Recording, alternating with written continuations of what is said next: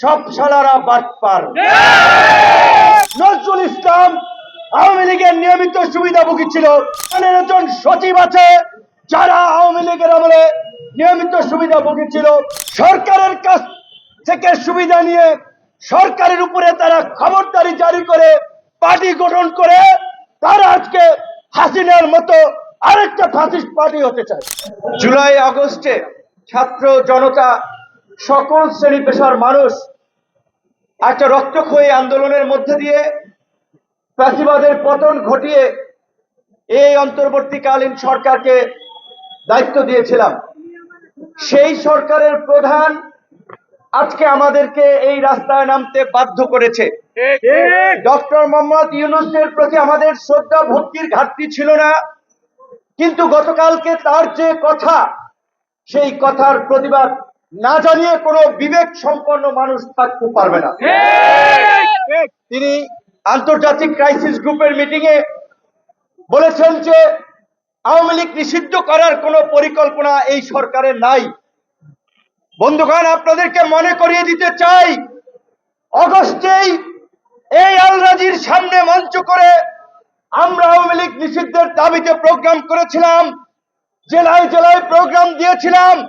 এই বছরের 5ই ফেব্রুয়ারিও প্রধান উপদেষ্টা বরাবর জেলা প্রশাসকদের মাধ্যমে আওয়ামী লীগ নিষিদ্ধের দাবি, লুটপাটকারীদের বিচার এবং সম্পদ বাজেয়াপ্ত সহ 5 দফা দাবিতে স্মারকলিপি দিয়েছিলাম। 19শে ফেব্রুয়ারি বিক্ষোভ মিছিল করেছিলাম। কোন রাজনৈতিক দলের আওয়াজ পাওয়া যায় নাই, কোন রাজনৈতিক দল কথা বলছে না।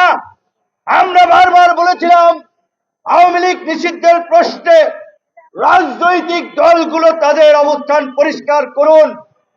এখন এই রোজার দিনে জগন্নাথ বিশ্ববিদ্যালয়ের ছাত্রদের স্লোগানের রেফারেন্স টেনেই বলতে হচ্ছে সব শালারা বাটপার।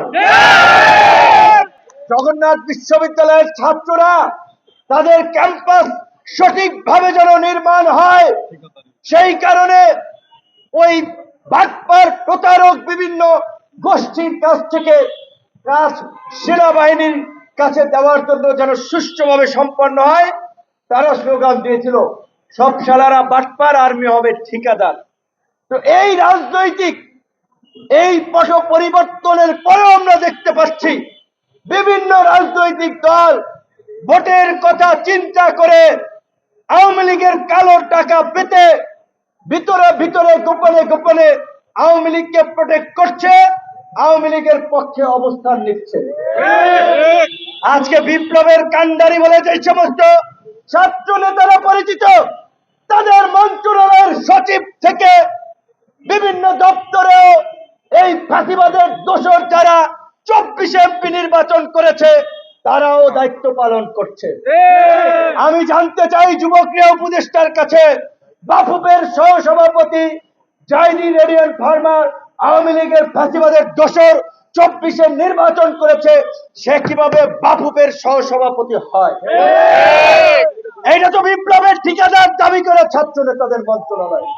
তার মন্ত্রণালয়ের সচিব নজরুল ইসলাম আওয়ামী লীগের নিয়মিত সুবিধাভোগী ছিল।